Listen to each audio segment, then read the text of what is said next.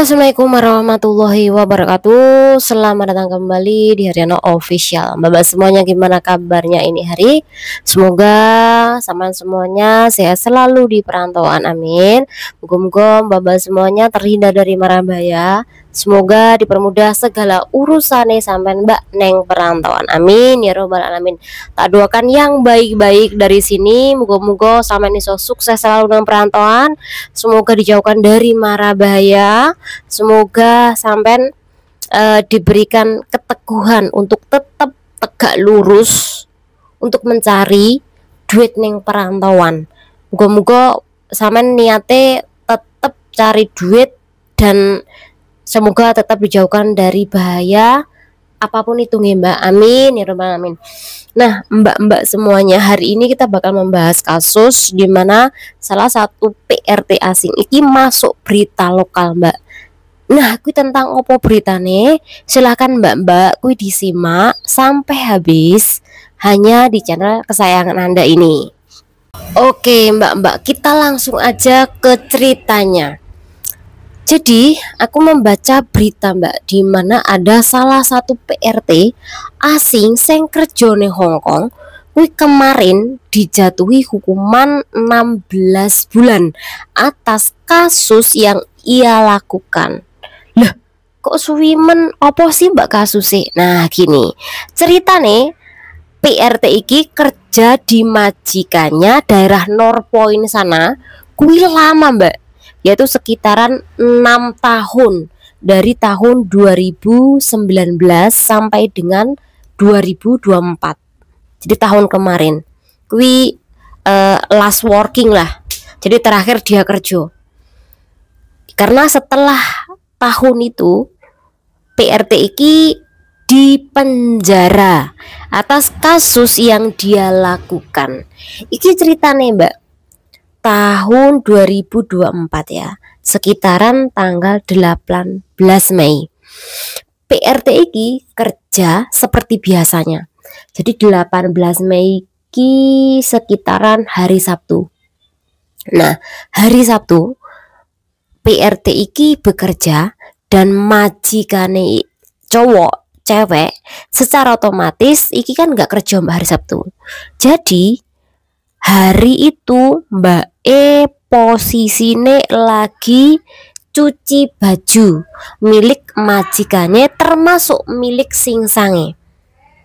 Nah, ketika dia mencuci baju celana singsange kui, tanpa dia sadari iki kartune singsang di saku itu mbak, yaitu kartu ATM, Mastercard Bank of China, kartu kreditnya majikan cowok wih. Biasanya kan mbak-mbak kalau nyuci baju kan menemukan barang majikan yo, entah itu berupa duit, entah itu cincin, bahkan kadang memory card pun, atau mungkin USB pun wih kadang nenggene saku majikan. Kalau ini majikan cowok ini atau singsange kui lupa mbak, lupa naruh kartu kreditnya di saku. Jadi hari itu Mbak E nyuci, kartu kreditnya juga ikut kecuci, tapi nggak rusak mbak. Nah karena menemukan kartu kredit, dikira mbak PRT niki mungkin aji mumpung dapat kertuni. Jadi dianggap wiki yo ibaratnya rezeki dia lah. Jadi hari Minggu Mbak Ekwi menggunakan kartu kredit milik majikan nih. Mungkin sampai bertanya-tanya, kok bisa Mbak E tahu kalau PIN kartu kreditnya itu berapa? Mungkin ya Mbak yo, kemungkinan si PRT iki mencari mbak, mencari di berbagai lemari atau mungkin di berbagai tempat-tempat, sehingga dia menemukan PIN kartu kreditnya milik majikan. Jadi kayak punya kita, biasanya kartu kredit kan ditaruh di lemari kan oleh kita, karena di situ hanya kita yang tahu ya kita. Tapi kalau majikan menaruhnya di lemari, bisa saja yang tahu istrinya, kemudian suaminya atau sinsang, bahkan anak-anaknya kui tahu nomor PIN-nya. Bahkan CC-nya pun kui tahu jika CC-nya punya niat nih untuk mencari PIN kartu kredit milik majikan. Nah, Mbak Eki menemukan PIN kartu kredit milik majikan. Makanya pas libur tanggal 19 Mei 2019 19 Mei 2024 Mbak Eki pas libur membawa kartu kredit untuk dibelikan KFC di bawah rumah majikan. Jadi sebelum dia jalan-jalan dia beli KFC dulu Mbak, memakai kartu kredit Bank of China milik majikannya. Nah, setelah dia memakai kartu kredit itu untuk beli KFC, sudah makan kencang, iki si PRT iki jalan-jalan Mbak ke sentral sama teman-temannya. Nah, di sentral kui dia beli Mbak jewelry atau cincin Mbak. Cincinnya kui hargane 2.995 Hongkong dolar. Ya sekitar 3.000-an lah. 3.000-an kalau di kursus neneng Indo ya sekitar 6 jutaan. Jadi ki pembelian yang kedua setelah KFC. Nah, majikan cowok kui hari Sabtunya tentu kan mencari Mbak kartu kreditnya kemana nih, kok nggak ketemu. Terakhir dia menggunakan hari Jumat ketika dia kerja, mungkin untuk pembelian barang lah, ini seperti itu. Mungkin dia ingatnya, oh kartuku jatuh nih saat aku menggunakan hari Jumat, atau mungkin aku salah naruh di mana ya, apa ketinggalan ya. Terus karena nggak ketemu, jadi bos iki menunggulah. Mungkin karena pihak dari bank hari Minggu tutup, jadi mungkin hari Senin mau diperiksa. Nah, hari Minggu Mbak Eki kan sudah menghabiskan 2 kali pembelanjaan. Pertama adalah KFC, yang kedua tadi adalah pembelian cincin seharga 2.995 Hong dolar. Nah, kemudian pembelian yang ketiga kui adalah cincin lagi Mbak, yaitu seharga 2.220. Jadi di dalam satu hari Mbak Eki sudah menggunakan 3 kali pembayaran menggunakan kartu kredit milik majikan Bank of China tadi di dalam satu hari ya Mbak ya. Nah, setelah dia selesai nih menggunakan kartu kredit milik majikan, kemudian dia pulang Mbak. Nah, pulang itu mungkin si Mbak Eki pinter dan lihai. Buktinya dia menaruh balik kartu itu di tempat majikan. Jadi kartu itu dikembalikan ke majikan Mbak.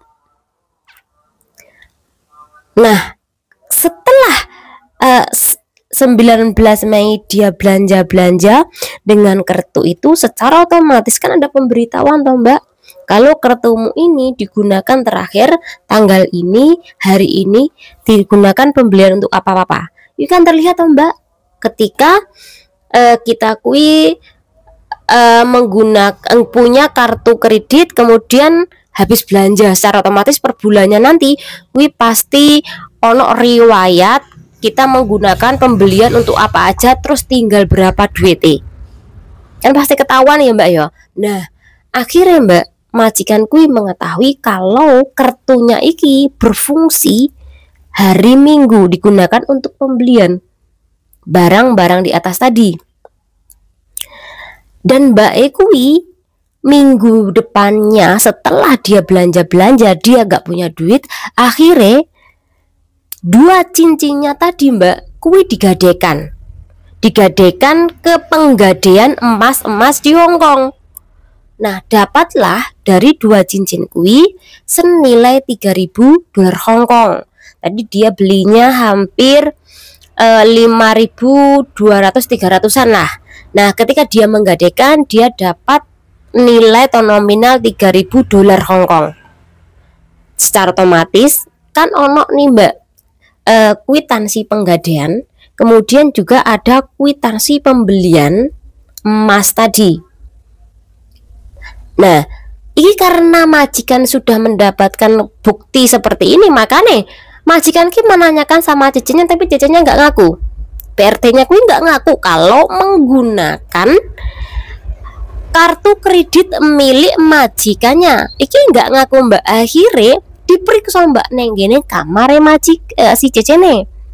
Nah, ketika diperiksa di situ majikan iki ngelihat dompet PRT-nya diperiksa, di situ ada mbak kwitansi penggadaian, kemudian kwitansi pembelian emas tadi. Secara otomatis yo kui bukti kalau cecenya iki beli emas di hari yang sama, riwayat penggunaan kartu kredit milik majikan.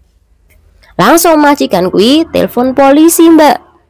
Telepon polisi datang di tempat kediaman majikan daerah Norpoint sana. Ini tahun 2024 sekitaran bulan Juni. Jadi Mbak Ekwi ditangkap Juni 2024 ya. Kemudian dia mendekam di penjara sampai sidang kemarin. Jadi sidang kemarin kuwi 6 Juli ya, 6 Juli 2025. Jadi selama 14 bulan Mbak Iki di penjara karena kasus yang dia lakukan tadi, menemukan Mbak kartu kredit milik majikan atau Mastercard milik majikan tapi tidak diberikan kepada majikan. Kemudian malah menggunakan barang penemuan, entah itu di tempat majikan, di rumah milik orang lain ataupun di tengah jalan, tetap aja anggap kui dianggap sebagai pencuri, maling, apalagi sudah menggunakan, kui berarti penjara nih bisa 2 kali tuntutan. Pertama adalah menemukan tapi tidak melaporkan, kemudian malah menggunakan. Jadi sebenarnya Mbak Ikui di penjara selama 8 bulan, kemudian ditambah lagi karena menggunakan kartu tadi dan berbohong kepada majikan. Jadi total dari penjara Mbak Ikui sekitaran 16 bulan. Nah, apakah nanti ditambah dengan penjaranya selama 4 bulan atau dikurangi masa-masa tahanan dengan hasil dari persidangan hakim yang final tadi? Nah, ini tidak dijelaskan di situ Mbak, tapi biasanya ada nih yang ditambahkan, ada yang tidak ditambahkan. Artinya sesuai dengan keputusan hakim tuh bagaimana di dalam kasus seperti ini. Jadi Mbak Iki ya kok lucu sekali ya, pinter dia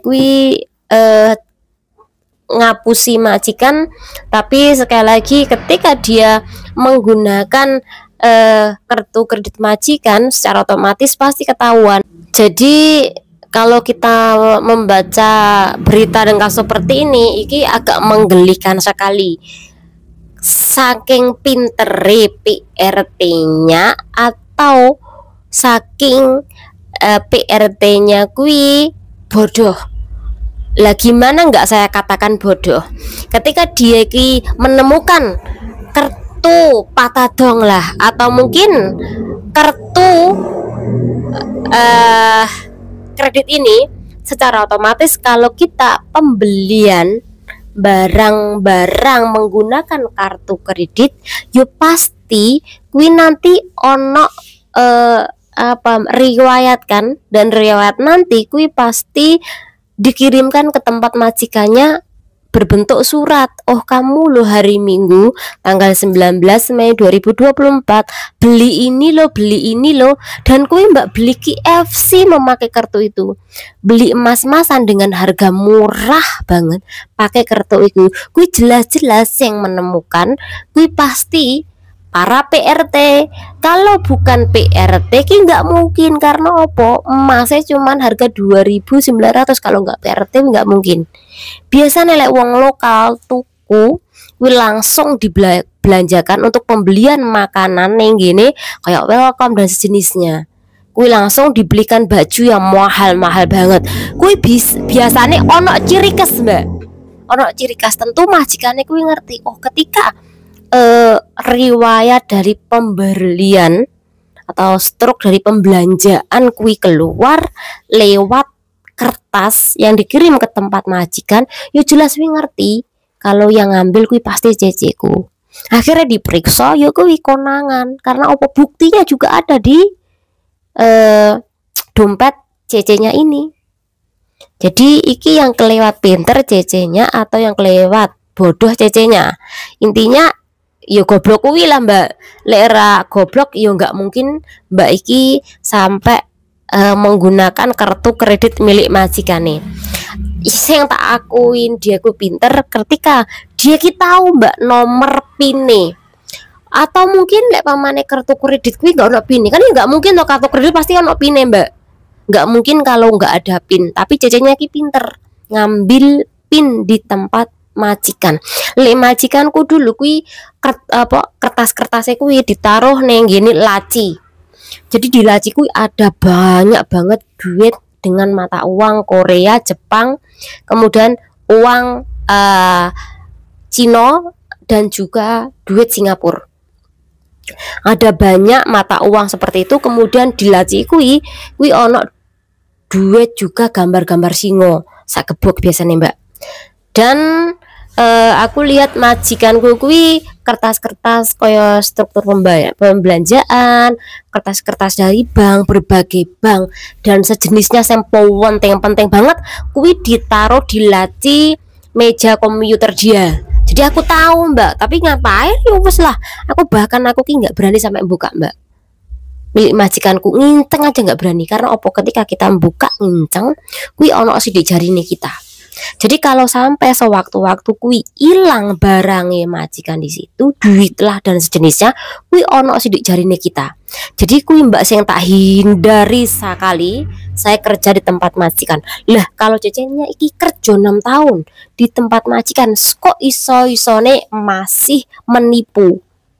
Mungkin lek mane majikane kuwi kelangan duit 150, 20, 30, kuwi pasti sudah diambil. Oke lah, mending lah tuh, nggak masalah lah. Tapi kalau sampai kartu kredit kuwi digunakan diambil dibuat belanja, iki kan yo parah banget mbak. Mungkin lek duit nominalnya 50.000 Hongkong dolar, 100.000 Hongkong dolar, kuwi sik alah mending lah. Walaupun memang majikan kuwi duit segitu bagi dia kuwi wes besar banget, karena bagi mereka kuwi yang penting adalah kejujuran. Lek sampean nggak jujur, ya kuwi sampean bakal dikasuskan. Sekalipun sampean maling 10 dolar Hongkong, bagi mereka kuwi kejujuran yang paling penting. Nah, semoga dengan adanya pembahasan ini bermanfaat. Hati-hati dengan perantauan. Seberapa lama pun Anda kerja, tolong tetap tanamkan sifat jujur kerja di tempat majikan. Semoga menjadi pelajaran kita semuanya.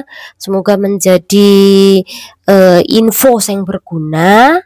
Jangan lupa diri. Wassalamualaikum warahmatullahi wabarakatuh.